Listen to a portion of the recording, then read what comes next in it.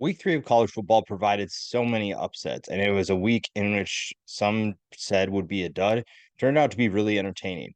4 of our 5 picks turned out to be correct. 4 upsets of the 5, and one of them was kind of that long shot. And this week we have another good group of potential upsets. We're all the way up to 61 points. We went from 5 outright winners to 9 after last week. A good week in week 3. And as always, let me know who you think is going to get upset, who will pull off the upsets in week 4. We'll start with SMU versus TCU. This is a rivalry game that has taken on new life with the series being discontinued after 2025. Will it be picked back up? We don't really know. There's a lot of changes happening in college football. SMU is headed to the ACC. TCU will be in a Big 12 that looks a little bit different. So we will see what happens in that regard. But the Mustangs being a 6.5 point underdog is a good pick, especially with the fact that the defense appears to be quite improved now, facing a TCU offense that appears to be significantly more explosive than anyone they face outside for maybe Oklahoma.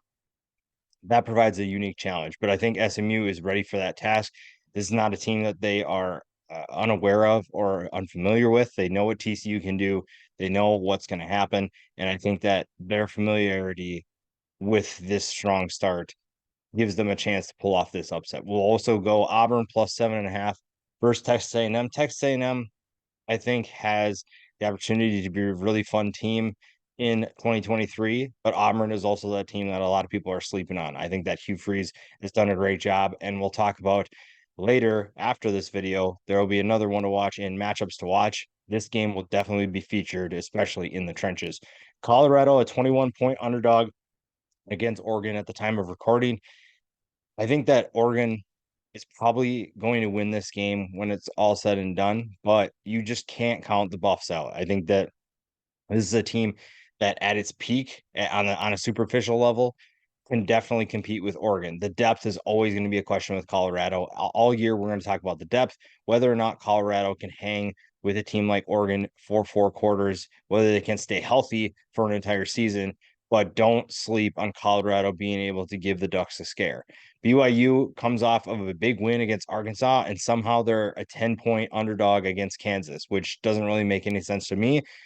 Now, Kansas is good. You can't doubt Lance Leipold. You can't go against Jalen Daniels, but this seems a little bit much. So give me the Cougars with the 10 points.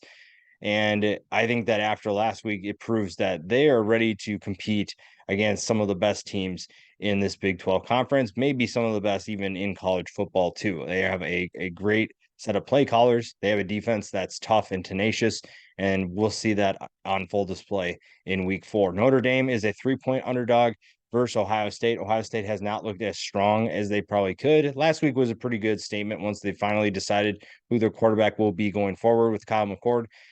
Ohio State's very good. I'm not saying that Notre Dame wins this game easily, but I think that the upset bid cannot be denied. I think that Sam Hartman is a difference and in this game and finding a way to stop Ohio State's passing attack. Notre Dame has the cornerbacks to do it, the secondary to do it, but it's not going to be easy. So put Notre Dame on this as well. And for the bets of the week, another 500 week in week 3. So we're up to 11-11 on the year.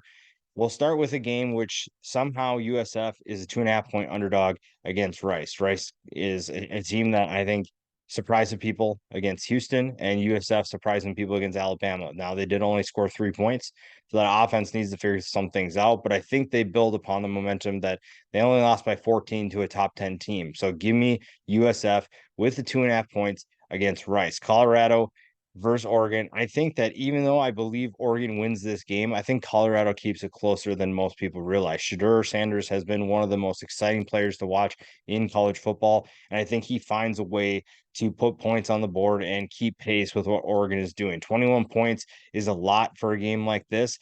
Like I said, I think Oregon wins this game, but I think Colorado is able to keep this one close. Staying out west, UCLA as a 5.5-point underdog versus Utah seems a bit much. Yes, Dante Moore still has some things to figure out. He is still young and learning what it's like to be a college football starter, but he's also someone who has a ton of potential.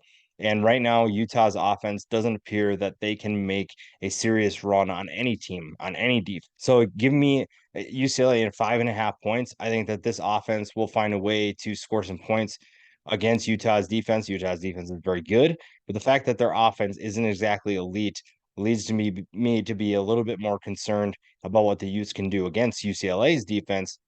I think UCLA's defense is very good. I think that they're, even though they haven't faced the toughest competition, they're getting an opportunity to prove that against an offense that at times doesn't seem to have a passing attack. We already talked about BYU versus Kansas. I think that 10 points is absolutely ridiculous. Even if Kansas is legit and can score on the BYU defense, which they're very explosive. They have a ton of potential. They definitely took it to Illinois, and I think that they can let BYU have it. But I think that after what we saw last week, 10 points for BYU seems like it's too much. Penn State and Iowa, two teams that couldn't be in different places. I think that Iowa's offensive struggles have been well documented, and that was what leads me to believe that Penn State takes care of business and wins by at least 14 and a half. This is the Nittany Lions team that appears to have their answer, their future, and their higher ceiling in Drew Aller. This defense continues to be a really explosive group. Now, there are some questions about the offensive line and how explosive they can be, but I think that even with Iowa's defense being as stingy as it is, I think Penn State's ability to put points on the board and Iowa's inability to do the same is what gives me confidence leading into this bet. The final one that we have for week 4, Memphis, Missouri. I think over 51.5 points makes the most sense. These are two teams that have really explosive offenses at times, and I think that neither defense has exactly Missouri's defense I trust a little bit more than I trust Memphis's defense. But I think the fact that even if Memphis can't get going, Missouri can put some points up on this defense. And I think that Memphis will keep things close early on. And that's really what will get us. If we can get to a combined 30 plus points at halftime, I think you're in good hands. I think that eventually Memphis's defense will wear out. And I think Missouri wins that game, but I think over 51.5 feels like a pretty easy win there. Finally, we get to pick them. A 9-1 week for us last week. It was a good week of picks for whether it's pick 'em, whether it's bets, whether it's upset alert. We had a good week in week 3, and we're looking to carry that momentum into week 4. 31-9 on the season, and we start with Wisconsin over Purdue. Wisconsin obviously is having a season in which there's some growing pains. There's definitely some transition struggles that they're trying to figure out. And Purdue is also going through the same thing. I think that Wisconsin is in a better position and they'll beat the Boilermakers because of that. Boise State and San Diego State, a game that should be really close unless Boise State's offense finds its passing attack. I think Taylor Green still has a lot to prove. And we saw what San Diego State can do. This is a San Diego State team that beat Ohio in week 0, and Ohio just beat Iowa State last week. So this San Diego State defense is no joke. They are going to give Boise State plenty of trouble. And if this offense for the Broncos can't figure things out from the passing attack, it's going to be a long day for them, and that'll allow San Diego State to hang around. Florida State over Clemson. This feels like a weird thing to say, but Florida State is the favorite in this game. Clemson will be pulling up the upset if they are able to win. I think Clemson has a lot of issues to address. And I think even though this game is in Death Valley, I think that Florida State is just the better team, the one that can handle it better, that can handle the spotlight a little bit more. And I think it's going to be close, but I do think that Florida State finds a way to win. Cade Klubnik has a lot to work on for Clemson. That offense has a lot of flaws that needs to be ironed out. And yes, they did have good games against Charleston Southern and FAU, but that's not exactly a good measuring stick to show where your offense is at. If you can do the same thing as Florida State, then we'll feel better about what Clemson can do. Oklahoma over Cincinnati. Cincinnati's coming off of a disappointing loss to Miami of Ohio, and I think Oklahoma, after their absolute blowout of Tulsa, takes it to Cincinnati as well, gives them a reality check and a welcome to the Big 12. Alabama over Ole Miss. This one I can see going either way. Feels like Alabama is in a better place now that they have Jalen Milroe back in at quarterback. Yes, there are still things that must be ironed out offensively, specifically the offensive line. Obviously, Jalen Milroe needs to find a way to develop as a passer, but I still think Alabama is the more talented team, and Ole Miss just doesn't have enough to upset the Crimson Tide. Tennessee over UTSA. Even if Frank Harris is in, I don't think the Roadrunners really stand a chance, though I'm excited to see how they compare to an SEC program, especially one that's coming off a disappointing loss to Florida. That can go one of two ways. Tennessee can continue to struggle and let UTSA hang out and keep things close, or they can take care of business and refocus on what their season could be. LSU over Arkansas. Arkansas is coming off a disappointing loss to BYU. Are they able to relock and reload and refocus over an LSU team that appears to have things a little bit figured out, and they appear to have refocused after their loss to Florida State? I think Jaden Daniels and Malik Neighbors sent a message that they are not to be messed with. They are an explosive unit, and I think that you're looking at that pairing as something that could give Arkansas plenty of trouble. Oregon State over Washington State, a super underrated game in week 4. I think the Beavers are the more complete team. If Washington State can be a little bit more disruptive on defense and not give up a ton of big plays or create some extra possessions for their offense, that gives them a good chance to win that game. Wyoming over Appalachian State, I think that the Mountaineers gave North Carolina a definite scare, and that's what gives them confidence to win almost any game. Wyoming, to me, is looking to bounce back after a disappointing finish against Texas. They kept things really close against the Longhorns last week, but just couldn't pull it out in the end.